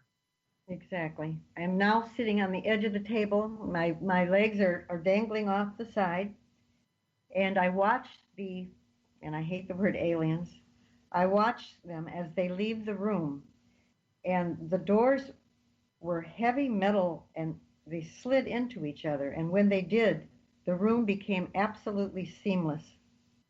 Then the nice one, she was a female on board. She babied me. She was more human than the others. Her eyes were more human. She babied me, and she helped me get dressed. And then the next thing I remember, I'm standing right exactly where they had taken me from, watching the ship, and I am telepathically told, see, we told you we would get you back safely. And I tell Vaughn, I stare out of my bedroom window every night and I say, please come back and get me. Please come back and get me. And then, in this same regression, I jump forward now. And I jump forward and I find myself in my bedroom realizing that I can't find the door. They had put me back with my head at the wrong end of my bed. So when I jumped up, I was totally disoriented. I made my way across the hall to my parents' bedroom, pounding on their door, and they invited me in, and I crawled between them, and they both told me that it was a nightmare, but I knew it wasn't. Vaughn asked me what the lesson was that I had learned, and I told him, my dad can't always keep me safe anymore. Yeah. And he said, but you have angels and you have guardians. And little Nancy answered, nope, they can even get me then. And isn't it interesting, Nancy, that at that point in regression 2, you both are having a signal from your young self that you don't feel protected, that you feel vulnerable, and yet you remember standing at the window craving for them to come back and get you. Why do you think you wanted to have them come back? I somehow believe that I knew I belonged to them. I can't explain it unless they had programmed me to have this longing for them. But I knew that, and I still know that that's where I want to be. Well, you do find out as these regressions go forward something astonishing. Can you continue to unfold what happens in the third regression? Yes, I'm going to jump to the third regression now. And I have to set the background first because I was living in Brighton, Michigan. It was 1972, and there was a deafening noise. And I ran to the laundry room window to see what it was, to see lights, noise. And my first thought was, oh no, not again. And it sounded like a helicopter, but the blades were in the front like a plane, and the lights were blinding. The sound was, it was unbelievable. The sound was so loud. And it was flying at window level, just a few feet off the ground, and it was headed right at me. I have an illustration in the book. I'm holding my hands up, waiting for the crash. And that was all I remembered until the third regression, when I would realize what had happened. And once regressed, Vaughn asked, "Where are you?" And I explained, "I am just standing here with no shoes and I'm waiting. I don't see anything, but I know where I am. I'm back on the ship." Oh my God, I don't want to go through that pain again. Vaughn assures me that I will not go through that laparoscopic event again. And I tell him I'm scared. Someone's coming. I can't see them. Maybe I don't want to. There are two of them, and one of them knows me, and he says, "Trouble." Vaughn asks what they want, and in a whispering voice I tell him, "Tests, tests." They are staring at me. They can read my mind. They are taking it all. They are clearing my mind, gathering information. They want to learn my thoughts and my feelings. Vaughn asked me, "What do you tell them?" I said, "I don't have to tell them anything. They just take it." Now I find myself between them, and we are gliding slightly off the floor. No one's feet are moving. We are all in unison. They are taking me somewhere, and I realize, and they told me, "We are going to shut you down because it will be easier this way." And I'm arguing and I'm begging them, "Please don't do this." They don't want me to remember. I tell Vaughn they are being nice, but I am shut down. I'm not anywhere. I just am. They are apologizing for the walls, and I tell Vaughn, I am not going to be hurt anymore. I can love now without the fear of being hurt. So that is what I learned in the third regression. And who is around you? Which type are you seeing in the third? The grays again. It was the grays. Okay. And that one female that you felt was friendly? I don't remember her being there. Okay, now, out of the third regression, how does the third regression end? What is the last scene that you see in the ship? The last thing I remember is them apologizing to me, and me telling Vaughn I was so thrilled. I said, "I'm not going to be hurt anymore, and I can love now without the fear of being hurt." And I came out of it at that point. And so now, how long was it between the third regression and the fourth regression? Okay, the third was 11/17/2011, and the fourth is January 12th, 2012, and it was deleted by accident, I think. I'm not sure completely. I have no memories of this regression, none, although Vaughn Vowles, my regression therapist, did remember the salient points. And I wish not to speak about this fourth regression. It is in the book. And yes, let me help here for a moment, Nancy, that I have had experiences with a lot of people in the abduction syndrome who have had some kind of interaction with beings that fall into a category of some kind of a sexual exchange. And what we're going to do is continue with beyond that subject, because in your new book, Symbiosis, that is now available at Amazon and Barnes & Noble and is out there, people look for Nancy Tremaine's Symbiosis. And there will be an entire chapter devoted to this regression 4 that is complex and difficult, but it's all laid out in the book, right, Nancy? Yes, it is. So now, knowing that and that your book is out, let's go on to the next regression. This was the fifth and the final regression, and it would also cause a split between what I refer to us as the Three Musketeers, because Harry, Vaughn, and I were always together for every regression.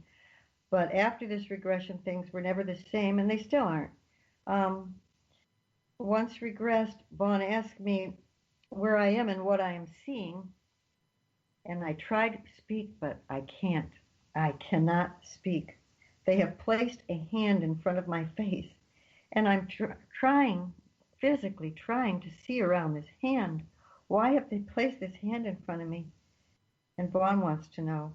And I said, they are not ready. They are not done. And I find myself arguing with them. And they explain they are protecting me. Vaughn asked me, what are they protecting you from? And I said, harm. They will not give me more than I can handle.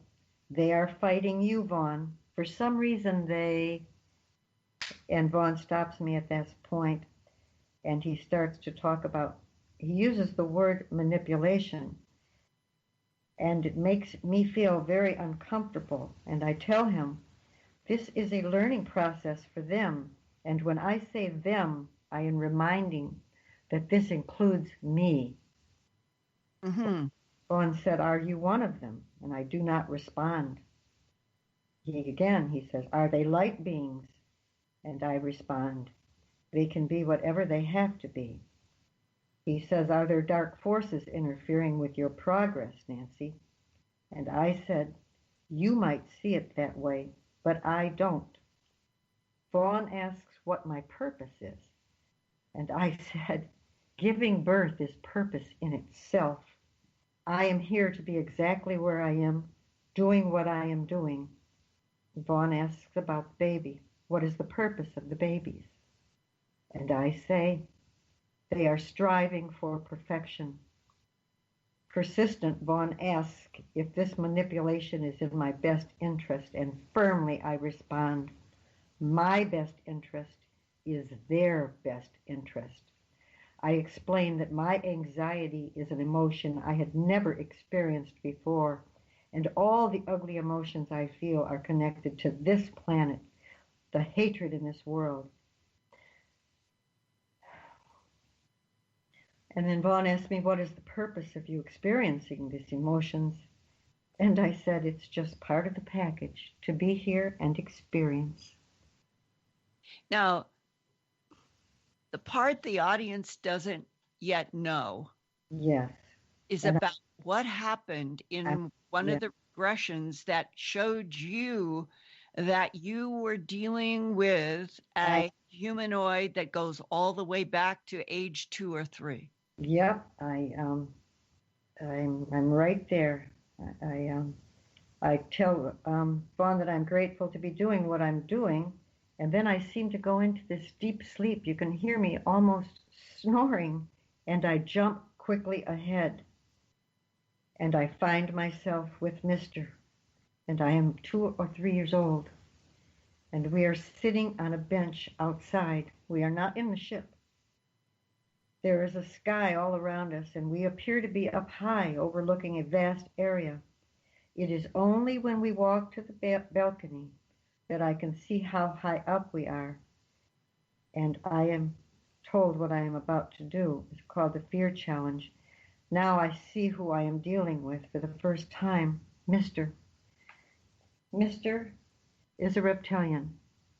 He is brownish green with amber eyes. He stands 7 to 8 feet tall. He has alligator feet and a very heavy tail that rests on the ground. He has a thumb, 3 long clawed fingers. He is wearing a long hooded cape. I do not fear him. He exudes love, power, and leadership. What does bother me, though, is the movement of his scales as they pull away from the foundation of his skin. And this is the only time that I'm ever physically with Mr. in physical form.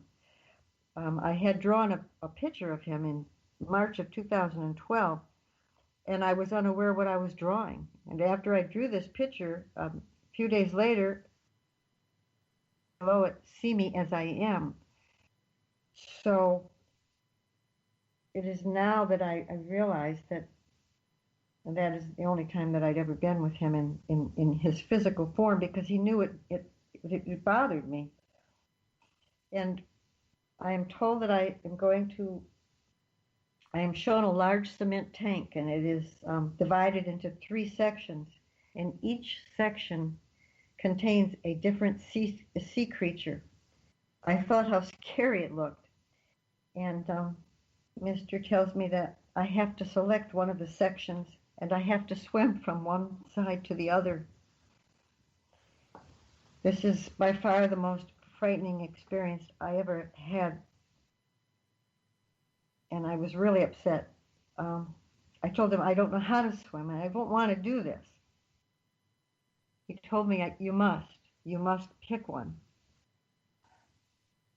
So I looked at the creatures, and one had whiskers and scales and bumps, and one in the middle was like a giant snaky, eely looking thing, and they were both gray.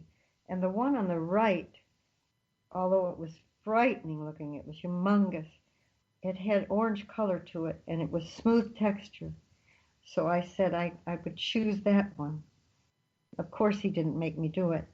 He explained to me. I started crying. I was very upset. And he said, Nancy, it's only a vision. It's only a vision. They wanted to know which one scared me the least.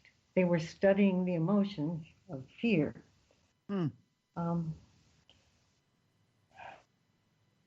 So it was a mind manipulation by the 7 to 8 foot tall reptilian humanoid male that you call Mr. Yes, yes. And that this was a fear challenge when you were 2 or 3 years old. Yes. Now, Mr.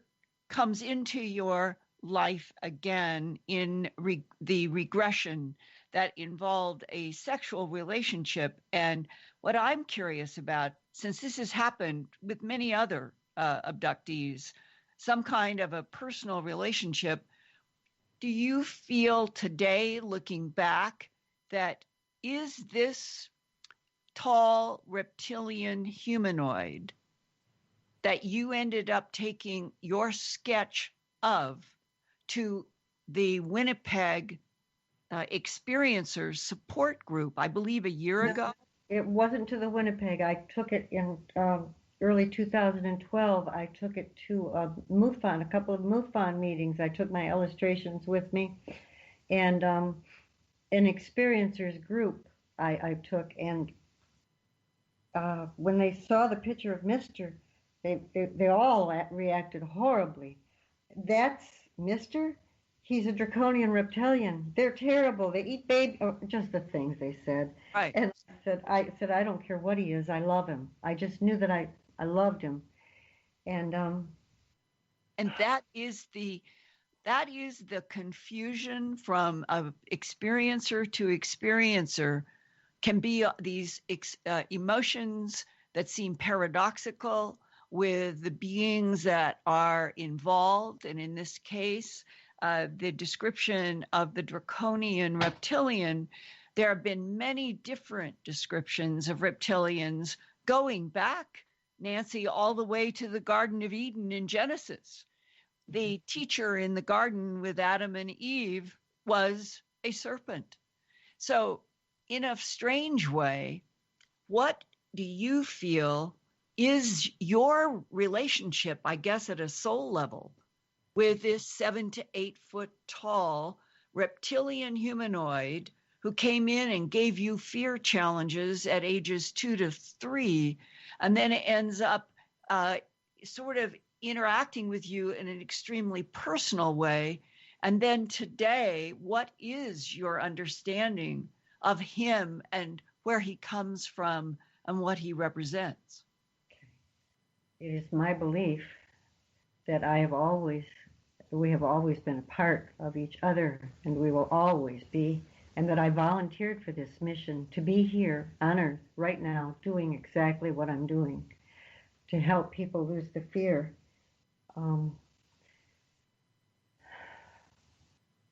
Do you think that the reptilians pose any kind of threat to Homo sapiens sapien? Oh, absolutely not. No. the messages that I receive are all loving, benevolent messages.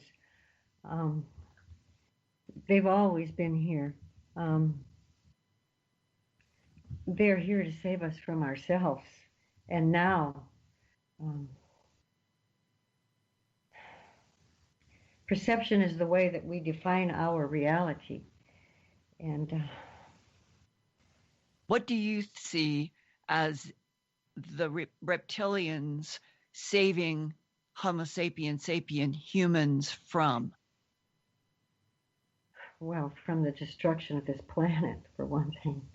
That we are destroying the planet. Yes, we are. This is not our planet. And I hate when we say this is our planet and then treat it the way we do.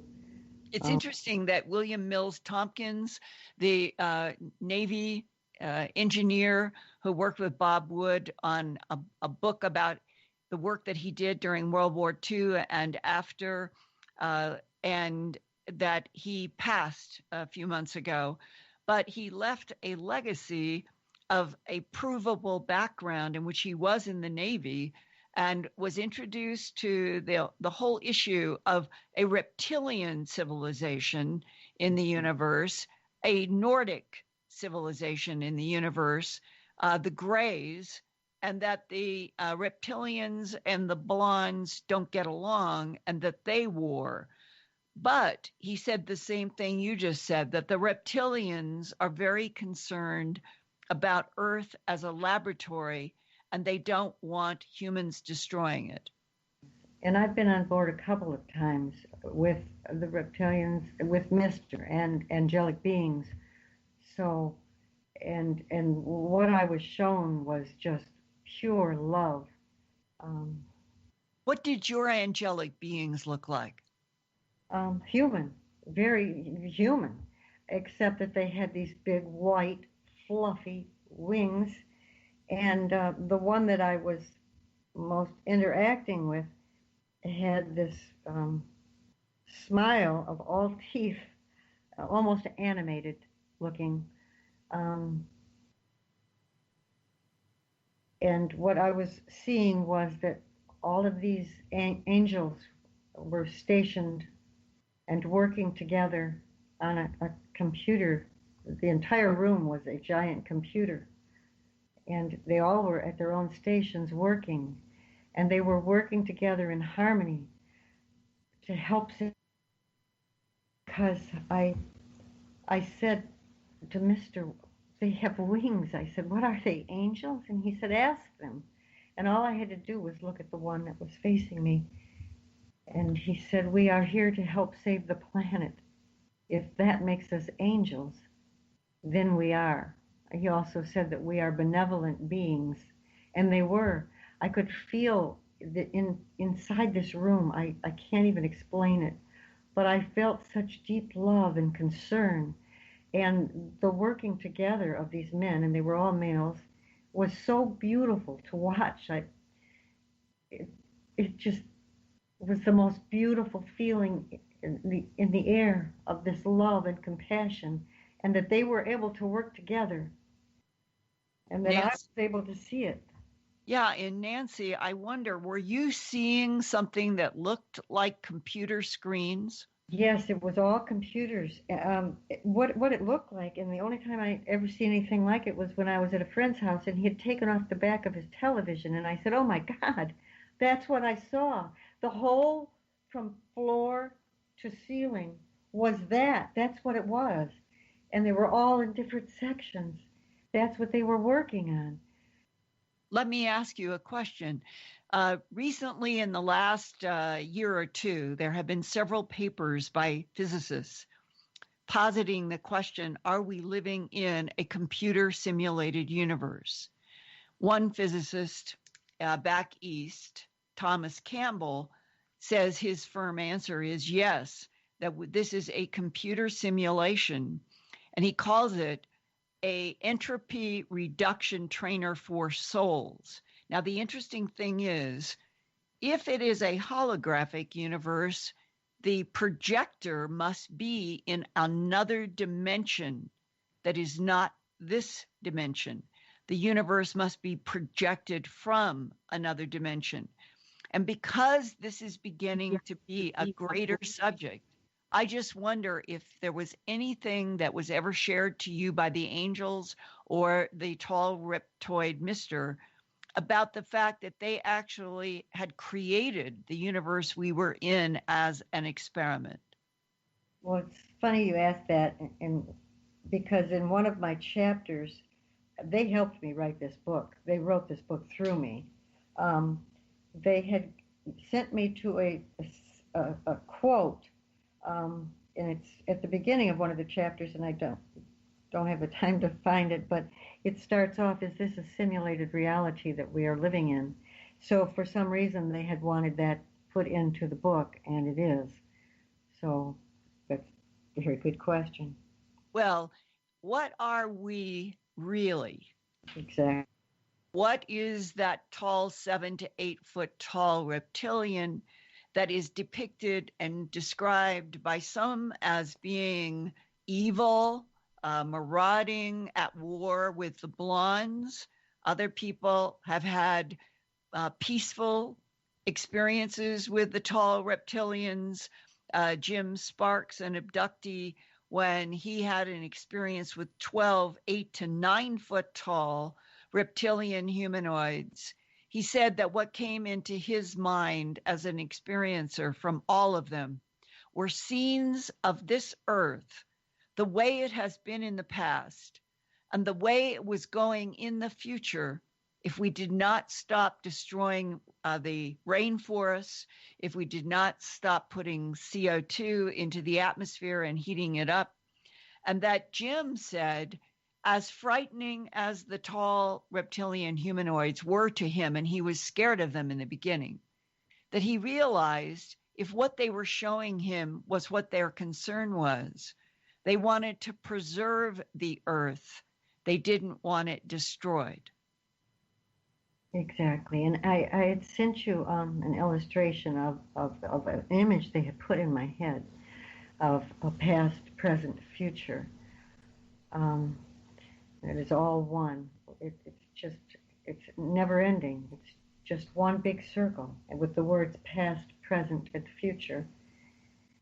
And you know, Nancy, as I have listened to you in this very interesting hour on Phenomena Radio, I am reminded, as I am in almost every discussion that I have with an experiencer, is that you and I and all Homo sapiens on planet Earth have been left out for reasons that are not clear of a much bigger reality, and that what must be coming is going to be a revelation that we are one of perhaps an infinite number of universes, and that there are also an infinite number of dimensions, and that the dimensions can interact, and that sometimes some other dimension penetrates here, but humans have been left out of that story. And this has got to be the revolution coming next as we move into 2018 and beyond.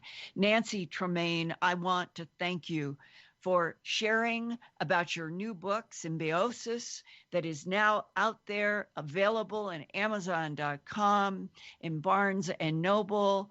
And for people who want to know, go to my website, earthfiles.com, and I will also have direct hot links from the Phenomena Radio to Nancy Tremaine's new book.